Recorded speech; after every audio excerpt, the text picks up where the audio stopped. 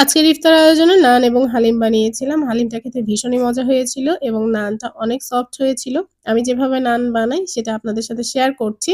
আপনারা চাইলে এইভাবে নান বানাতে পারেন। আপনাদের নানও অনেক পারফেক্ট হবে। আচ্ছা, এখানে ৩ কাপের মতো আটা নিয়েছি। ময়দা ছিল না, সেজন্য আটাই ব্যবহার করেছি। আটা দিয়েও নান অনেক ভালো হয়। তারপরে স্বাদমতো লবণ, ১ চামচের মতো ইস্ট এবং ১ চামচের মতো বেকিং পাউডার, ১/২ চামচের মতো বেকিং সোডা। আপনারা অবশ্যই বেকিং সোডাটা ব্যবহার করবেন। তাহলে দেখবেন আপনাদের নান অনেক সুন্দর পারফেক্ট হচ্ছে। ১ চামচের মতো চিনি দিয়েছি। এবার কুসুম গরম পানি দিয়ে সুন্দর করে ডো তৈরি করে নিয়েছি। আর ডোটা অবশ্যই সফট করেই করতে হবে। তারপরে ঢাকনা দিয়ে রেখে দিয়েছি। আজকের হালিমটা গরুর পায়া বা নিহারি দিয়েই রান্না করব। যার কারণে আগের থেকেই পায়াটাকে রান্না করে নিয়েছি। রান্না করা বলতে আমি সেদ্ধ করে নিয়েছি সব রকমের মসলা দিয়ে। আজকে রেডিমেড হালিমটা বানাচ্ছি। তো ১ম এ গরম পানি করে হালিমটাকে ভিজিয়ে দিয়েছি। হালিমটা ৩০ মিনিটের মতো ভিজিয়ে রাখতে হয়। কড়াইতে তেল দিয়ে দিয়েছি বেশ কিছুটা পেঁয়াজ কুচি। পেঁয়াজের বেরেস্তা হয়ে গেলে ১/৩ তুলে নেব এবং ওই ভাজা বেরেস্তার ভিতরেই পানি দিয়ে দেব। তারপরে দিয়েছি আদা রসুন বাটা। হালিমের প্যাকেটের যে মসলাটা থাকে সেটাই দিয়েছি। তারপরে মসলাটা খুব ভালো মতো কষিয়ে নেওয়ার পরে রান্না করে রাখা পায়াগুলোকে দিয়ে আমি এখন আবারও কষিয়ে নেব। কষানো হয়ে গেলে ভিজিয়ে রাখা হালিমটা এই যে মাংসের ভিতরে দিয়ে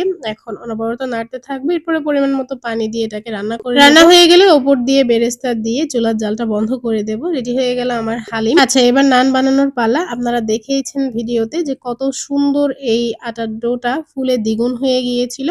আমি জাস্ট সমান ৪ ভাগে ভাগ করে নিয়ে এই যে রুটি বানিয়ে নিয়েছি। রুটিটা যখন ভেজেছি তখন চুলার জালটা ছিল একদম মিডিয়াম টু লো হিটে।